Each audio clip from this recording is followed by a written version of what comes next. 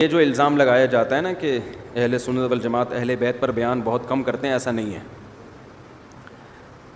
اہل سنت میرا حضرت حسین کی فضیلت پر بیان ہو چکا ہے، حضرت حسن کی فضیلت پر بیان ہو چکا ہے، حضرت علی کی فضیلت پر بیان ہوا ہے، تو سب علماء کر رہے ہیں. ہاں اہل بیت صحابہ میں حضرت معاویہ کی فضیلت پر عام طور پر ہمارے ہاں زیادہ بیان اس لیے ہوتا ہے کہ سب سے زیادہ طعن و تشنیع ان پہ کی جاتی ہے، ان کے دفاع میں اس لیے بیان ہوتا ہے. اگر شیعہ حضرات ان پہ لان تان چھوڑ دیں تو پھر ان کے فضائل ہمیں بھی بیان کرنے کی ضرورت نہیں ہے. تو یہ شیعہ لوگوں نے ہی ہمیں مجبور کیا ہے کہ ہم حضرت معاویہ کے فضائل کثرت سے بیان کریں. باقی یہ تو متفق علیہ عقیدہ ہے کہ ہم حضرت معاویہ کو حضرت علی پر فضیلت نہیں دیتے. یا تو ہم دے رہے ہو نا فضیلت، پھر یہ الزام لگایا جا سکتا. ہم مانتے ہیں کہ حضرت علی کی فضیلت حضرت معاویہ سے زیادہ ہے. دوسری بات دیکھیں کہ جب بھی آپ خود کسی کو اجازت دے دیں گے نا کہ وہ آپ پہ سوالات کی بوچھاڑ کرے، تو اس کا نتیجہ یہ نکلے گا کہ وہ تو اپنی ساری باتیں آپ سے کر لے گا. میرے پاس کچھ لوگ یہاں آئے تھے باغ فدق کے بارے میں بات کرنے کے لیے کہ باغ فدق میں یہ جو ان کے مسائل ہیں کہ یہ ہو گیا، یہ ظلم ہو گیا فلاں. میں نے کہا میں نے ان کو بٹھایا، میں نے کہا بیٹھو. میں نے کہا آپ کیا چاہتے ہو کہ یہ الزامات کو صحیح مان کے میں شیعہ ہو جاؤں؟ آپ یہ چاہتے ہو؟ یعنی اس سے یہ ثابت کرنا چاہتے ہیں کہ سنی مذہب غلط ہے اور شیعہ کیا ہے، صحیح ہے، یہ چاہتے ہو نا؟ تو میں نے کہا میرے شیعہ مسلک پہ یہ اعتراضات ہیں، کیونکہ سنیوں کا تو یہ عقیدہ ہے. اہل سنت والجماعت کہتے کس کو ہیں پتہ ہے؟ اہل سنت میں سنت سے مراد ہے حدیث، اور الجماعت سے مراد ہے صحابہ. تو میں نے کہا اور صحابہ میں سب سے پہلے خلفائے راشدین ہیں. ہم یہ کہتے ہیں خلفائے راشدین نے کبھی ظلم، اور اتنا بڑا ظلم کہ نبی کی بیٹی کے ساتھ ظلم کرے، یہ تو ہمارے عقیدے کا بنیادی حصہ ہے. اگر اس کو آپ نے ثابت کر دیا تو اس کا مطلب سنی مذہب کی بیس ہی کیا ہے؟ بولو غلط. تو پھر جب سنی مذہب غلط ہے تو پھر صحیح والا کون سا ہے؟ پھر صحیح اگر شیعہ ہے تو مجھے شیعہ مسلک پہ یہ اعتراضات ہیں. آپ سائل بن کے ان سے سوالات پوچھنا شروع کر دیں کہ آپ شیعہ مسلک پہ مجھے یہ اعتراض، یہ اعتراض، یہ اعتراض، یہ اعتراض، وہ بہت سارے ہیں، ان کا جواب دے دو تو میں شیعہ ہونے کے لیے تیار ہوں. ورنہ نہ میں ادھر کا رہوں گا نہ میں ادھر کا، میں درمیان میں لٹکا رہوں گا. سمجھ میں آ رہی ہے بات؟ آپ ان سے سوال پوچھیں نا. جیسے عیسائی بھی اسلام پر اعتراض کرتے ہیں، عیسائی لوگ بھی اعتراض کرتے ہیں اسلام پہ، یہ اعتراض ہے، یہ اعتراض ہے. بھائی ٹھیک ہے مان لیا یہ اعتراض، تو میں اسلام چھوڑ دوں؟ وہ کہے گا ہاں چھوڑو. جب یہ اعتراض ہے تو پھر کیا کروں میں؟ وہ کہے گا عیسائی ہو جاؤ. اگر اسلام پہ 10 اعتراض ہیں تو عیسائیت پہ 1000 اعتراضات ہیں، اور بیس سے ہی شروع ہو جائیں گے اعتراضات، بنیاد سے ہی شروع ہو جائیں گے. تو اگر آپ اگلے کے سوال جواب دینے میں لگے رہو گے نا، وہ ایک اعتراض اٹھائے گا، پھر وہ دوسرا اٹھائے گا، پھر وہ تیسرا اٹھائے گا، پھر وہ چوتھا اٹھائے گا، وہ اٹھاتا رہے گا بیٹھ کے. تو آپ کو اس کا لا حاصل بحث ہے، ٹھیک ہے نا، لا حاصل بحث ہے. تو یہ جیسے وہ منکرین حدیث سے میری بات چیت ہوئی تھی تو وہ بخاری پہ یہ اعتراض، مسلم پہ یہ اعتراض. میں نے کہا مان لیا یار بخاری غلط ہے، ٹھیک ہے نا، تو کیا کرنا ہے پھر؟ انہوں نے کہا قرآن پہ آ جاؤ. میں نے کہا قرآن تو خود کہہ رہا ہے بخاری کو فالو کرو. کہہ رہے قرآن میں کہاں لکھا؟ میں نے کہا قرآن کہہ رہا ہے کہ نبی تشریح کریں گے اس قرآن کی، تو بخاری میں نہیں ہے، تو پھر نبی کی وہ تشریح کہاں گئی ہے؟ یہ تو غلط ہو گئی نا. تو صحیح کتابیں لے کر آؤ نا میرے سامنے پھر حدیث کی. تو صحیح تو کہیں ہے ہی نہیں تمہارے پاس. میں نے کہا بس سر پھر قرآن ہی غلط کہہ رہا ہے کہ نبی تشریح کریں گے. نبی تشریح کریں گے تو قرآن سمجھ میں آئے گا، یہ قرآن کہہ رہا ہے ہمیں. تو جب نبی کی تشریح یہ ہے ہی نہیں تو پھر صحیح والی تشریح لے آؤ تو میں اس کو چھوڑ دیتا ہوں. نہ صحیح والی ہے تمہارے پاس، نہ اس کو فالو کرنے دے رہے ہو، اس کا مطلب تم ہی غلط ہو. کچھ اصولی باتیں ہوتی ہیں جن کا کسی کے پاس کوئی جواب نہیں ہوتا، یہ ان لوگوں کو دیا جاتا ہے جن میں دلیل سمجھنے کی صلاحیت نہیں ہوتی. بخاری کی پر جو اعتراض تھے، ہر اعتراض کا جواب ہمارے پاس ہے، لیکن ہمیں پتہ ہے اس جواب میں پڑھے نا تو ایک لمبی طویل بحث شروع ہو جائے گی. اور جن لوگوں میں ذہانت نہیں ہے، کم عقل ہیں، وہ بعض دفعہ ان کے پروپیگنڈے سے متاثر ہو جاتے ہیں. تو بھائی اگر متاثر ہو کے آپ کے فرقے میں نے آنا ہے تو آپ کے فرقے پہ تو اتنے بڑے بڑے اعتراضات ہوتے ہیں کہ اس کا آپ کے پاس بھی جواب نہیں ہے. تو یہ منکرین حدیث تو ہر مسلک میں ایسا ہی ہے. تو اس لیے ان سے پوچھا کریں کہ یہ بہت ساری چیزیں پوچھنے کی. میں پوچھوں گا تو پھر وہ ایک مناظرے کی صورت بن جائے گی نا یوٹیوب پہ، وہ جائے گا پھر وہاں سے جواب آئے گا، پھر وہ وہی ہوگا جو اس کا ہوا ہے صاحب علی مرزا صاحب کا. دیکھو ایک اصول یاد رکھو، صحیح فرقہ کون سا ہے؟ صحیح فرقہ وہی ہے جو صحابہ، تابعین، تبع تابعین سے تواتر کے ساتھ چلا آ رہا ہے. بس قرآن و حدیث کی جو اپنی طرف سے تشریح کر رہا ہے اس کو اٹھا کے دیوار پہ مار دو. ورنہ دلیل خوارج کے پاس بھی تھی، معتزلہ جو پہلے اسلام میں بڑے بڑے فرقے پیدا ہوئے ہیں، ہر ایک قرآن اور حدیثی سے بات کرتا تھا. لیکن جنہوں نے صحابہ کو فالو کیا ان کو اللہ نے محفوظ کیا, اور باقی سارے فرقے آہستہ آہستہ ختم ہو گئے. تو جو صحابہ اور تابعین کے عقیدوں کو لے کے چلے گا, جس کو عقیدہ طحاویہ میں امام طحاوی نے ذکر کیا ہے, جو سعودیہ میں پڑھائے جاتے ہیں, مصر میں, ملیشیا میں, پوری دنیا میں وہی پڑھائے جاتے ہیں, جو جس کو اللہ نے مقبولیت عطا کی ہے, وہی سلسلہ ہے صحابہ کا, تابعین, تبع تابعین, وہی امت کے جمہور کا سلسلہ ہے. جو اس پہ چلے گا وہی حق پر ہے, جو اس سے ہٹے گا. نبی نے فرمایا من شذ عن جماعت المسلمین, جو مسلمانوں کے راستے سے, مسلمانوں کی جماعت سے ہٹے گا, شذ فی النار, اللہ اس کو قیامت میں الگ کر کے جہنم میں ڈالیں گے. اور قرآن کیا کہہ رہا ہے؟ قرآن کی آیت سنیں کہ وَمَن يُشَاقِقِ الرَّسُولَ مِن بَعْدِ مَا تَبَيَّنَ لَهُ الْهُدَىٰ وَيَتَّبِعْ غَيْرَ سَبِيلِ الْمُؤْمِنِينَ, جو مومنین کے راستے کو چھوڑ کر کسی اور راستے کو اختیار کرے گا, نُوَلِّهِ مَا تَوَلَّىٰ, جدھر جا رہا ہے ہم جانے دیں گے, وَنُصْلِهِ جہنم, اور جہنم میں پھینک دیں گے اس کو. تو یہاں بھی اللہ نے کیا فرمایا؟ مومنین کا راستہ, جو عامت المومنین کا مذہب ہے نا, اسی کو اسلام کہتے ہیں. جو اس سے ہٹے گا وہ کیا ہے؟ اب اگر ہم شیعہ حضرات کو درست مان لیں, اس کا مطلب حرم 1400 سال سے سنیوں کے پاس ہے نا حرم, تو اس کا مطلب حرمین 1400 سال پہ غلط لوگوں, 1400 سال سے غلط لوگوں کے پاس ہے. اس کا مطلب بنو امیہ کی خلافت بھی غلط تھی, بنو عباس کی خلافت بھی غلط, اور خلافت عثمانیہ بھی غلط. تو 1300 سال سے مسلمانوں کی حکومتیں بھی غلط لوگوں کے پاس, مسلمانوں کی خلافتیں بھی غلط لوگوں کے پاس, حرمین بھی غلط لوگوں کے پاس, اور جنگ لڑنے والے جو مجاہدین ہیں 99% تو وہ سارے اہل سنت والجماعت میں ہیں, وہ سارے غلط. وہی غامدی صاحب والی بات ہو جائے گی کہ یا تو غامدی جنت میں جائے گا, یعنی وہ حق ہے, یا یہ ساری امت حق پر ہے. آئی بات سمجھ میں؟ عامی آدمی کے لیے حق کو سمجھنے کے لیے اتنی دلیل کافی ہے. تو صدیوں سے جو حرمین میں حکومت چلی آ رہی ہے, اسلام کا مرکز ہے, اور آپ یہ نہیں کہہ سکتے کہ بھائی یہ بھی تو ہو سکتا ہے کہ باطل لوگوں کا اسلام پہ ہمیشہ سے غلبہ رہا ہو. یہ اسلام کے بارے میں بات اس لیے نہیں کی جا سکتی کہ اسلام آخری مذہب ہے اور محمد صلی اللہ علیہ وسلم آخری مذہب ہے, آخری نبی ہیں. آپ کے بعد کوئی نبی نہیں آئے گا, تو اللہ اسلام کو اتنا مغلوب نہیں کرے گا.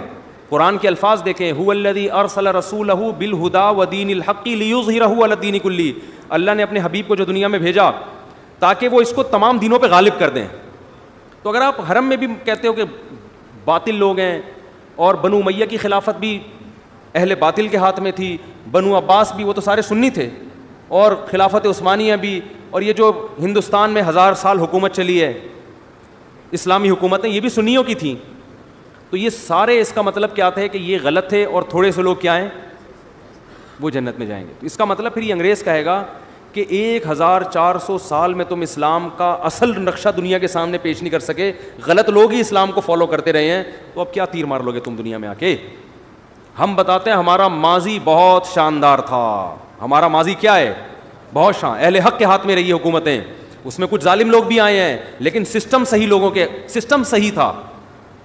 حاکم ظالم آئے ہیں, لیکن سسٹم بہت کم ایسا ہوا ہے کہ اب جب خلافت عثمانیہ کا خاتمہ ہوا ہے تو ہمارے ہاتھ سے حکومتیں گئی ہیں, پھر اس کے بعد ہم مغلوب ہونا شروع ہوئے ہیں.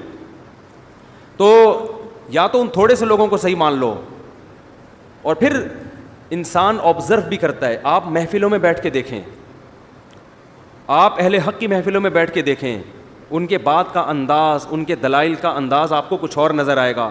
آپ اہل باطل کی محفلوں میں بیٹھ کے دیکھیں, آپ کو لگے گا کہ یہ صرف لفاظی اور ایک لوگوں کی واہ واہ لینے کا ایک طریقہ ہے, مدلل بات نہیں ہوتی, وہ آپ کو لگے گا یہ.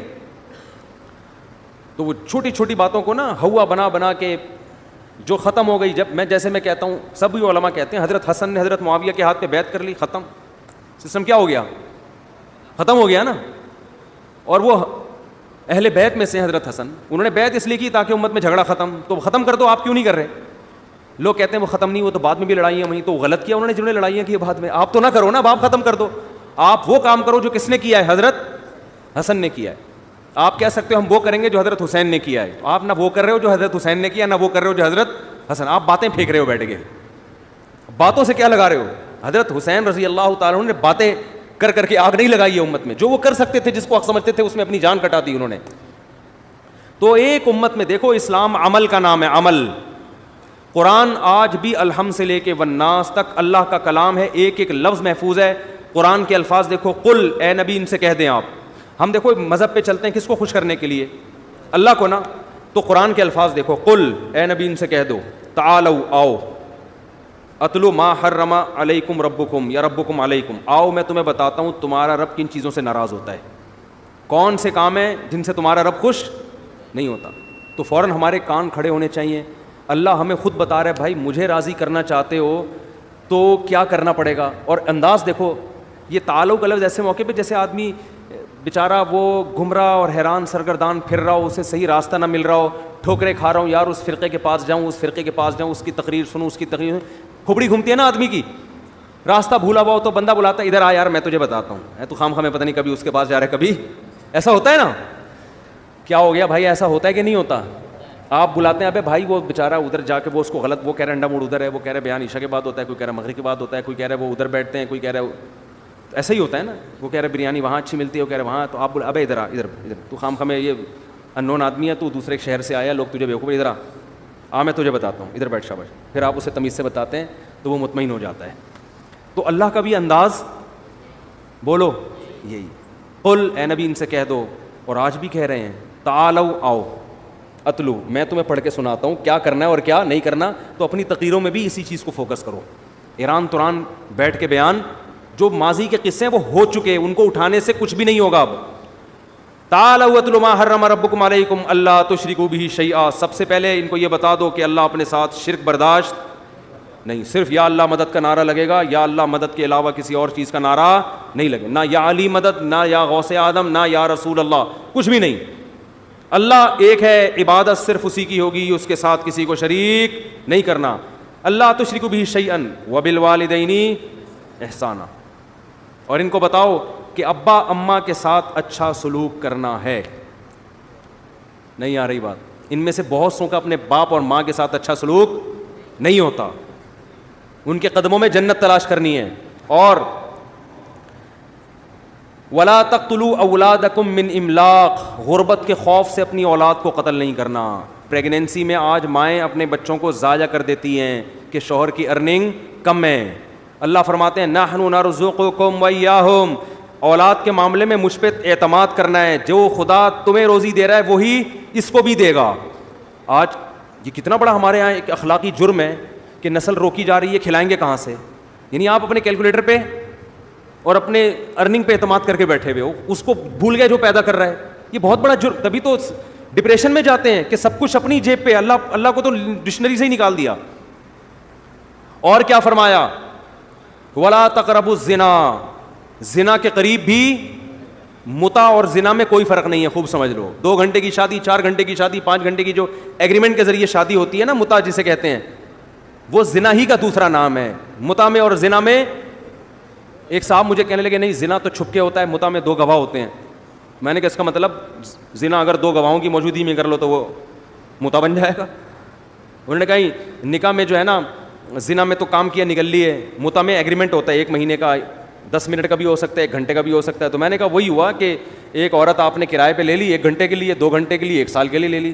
نکاح میں اور زنا میں بڑا فرق یہ ہے کہ نکاح میں عورت کو رائٹ نہیں ہوتا کہ آپ کے نکاح سے نکلے. شادی ہوئی ہے، مرد کو رائٹ ہے کہ وہ چھوڑے گا تو آپ نکاح سے نکلو گی، نہیں چھوڑے گا تو آپ نہیں نکل سکتی.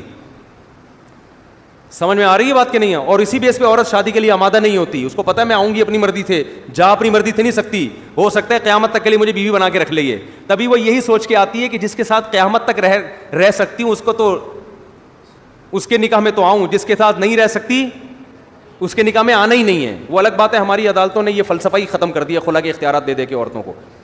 تو نکاح میں زنا میں بڑا فرق یہ ہے کہ نکاح ہمیشہ کے لیے ہوتا ہے، اور زنا صرف خواہش پوری کی اور پتلی گلی سے نکل لیے. سمجھتے ہو؟ تو متع اور زنا میں کوئی فرق نہیں ہے. تو قرآن کیا کہہ رہا ہے؟ ولا تقربوا الزنا، زنا کرنا تو دور کی بات، اس کے قریب بھی مت پھٹکو. لڑکیوں سے فون پہ باتیں کرنا، میسج بازیاں اور ان سے دوستیاں، یہ چیز زنا کے قریب لے کر جاتی ہے. اور قرآن کیا کہہ رہا ہے کہ اوفوا الکیل والمیزان بالقسط، ناپ تول میں کمی مت کرو. کیا مطلب؟ جب حق لینے کی باری آتی ہے تو پورا حق لیتے ہو، دینے کی باری آتی ہے تو کیا کرتے ہو؟ ڈنڈی مارتے ہو. علماء نے لکھا ہے اس آیت میں گورنمنٹ کے وہ ملازمین بھی داخل ہیں جو دفتر لیٹ پہنچتے ہیں، کام دیر سے کرتے ہیں، تنخواہ پوری لیتے ہیں. وہ پرائیویٹ ملازم بھی داخل ہیں جو کمپنیوں میں ڈنڈی مارتے ہیں، کام نہیں کرتے، تنخواہ کمپنیوں سے پوری لیتے ہیں. وہ ٹیچر بھی داخل ہے, اسکول کے ٹیچر اور یونیورسٹیوں کو پروفیسر, یہ جو طلبہ کو دیانتداری سے پڑھاتے نہیں ہیں مگر سیلری اپنی پوری لیتے ہیں, وہ تمام لوگ اس آیت میں داخل ہیں. تو قرآن کہہ رہا ہے یہ حرکت بولو نا.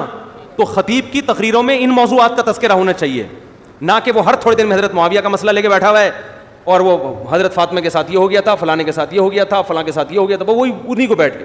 قرآن تو کہہ رہا ہے یہ مسائل ہیں بھائی تمہارے, تعالوا آؤ ہم تمہیں بتاتے ہیں.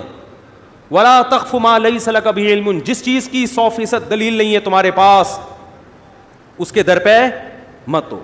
تبصرہ نہ کیا کرو. ہر آدمی پھینکو ہے کہ نہیں ہمارے معاشرے میں, کسی چیز کا پتہ نہیں ہے مگر کلپ آ رہا ہے اس کو, کورونا کے بارے میں اس شخص کا کلپ آ رہا ہے جس کو کورونا کی اسپیلنگ نہیں آتی ہے. ویکسین کے بارے میں اس کے تبصرے آ رہے ہیں جس کو ویکسین کی الف بے بھی نہیں پتہ ہے کہ یہ ہوتا کیا ہے. تو قرآن کہہ رہا ہے جس چیز کا علم نہیں ہے اس کے در پہ بغیر تحقیق کے باتیں مت, اس سے فساد پھیلتا ہے معاشرے میں. تو یہ ہمارے ایشوز ہیں. اور اسی آیت میں قرآن نے اور بہت سارے احکام دیے, وہ سارے, ہاں ولا تقربوا مال الیتیم, یتیم کے مال کے قریب بھی مت پھٹکو. باپ کا انتقال ہو گیا, تمہارے چھوٹا بھائی ہے, چھوٹی بہن ہے, وہ یتیم ہے نا, تو بڑا بھائی کو اجازت نہیں ہے کہ وہ ابا کی وراثت کاروبار کے نام پہ ہڑپ کر جائے اور چھوٹے بھائیوں کو عید بقرعید پہ کپڑے بنا کے دے دیا کرے. بس یہ مارکیٹ میں ہول سیل کے حساب سے ہو رہا ہے. تو قرآن کہہ رہا ہے یہ مت کرو. تو خطیب کی ذمہ داری ہے, واعظ کی ذمہ داری ہے کہ وہ قرآن کے ان مسائل کو اٹھائے. اللہ کہہ رہے ان پر عمل کرو گے تو میں خوش ہوں گا, نہیں عمل کیا ان مسائل پر تو پھر بیٹھ کے پھینکتے رہو باتیں, قصے کہانیاں سناتے رہو. یہ تمہارا ہیڈیک ہے, یہ ہمارا مسئلہ نہیں ہے.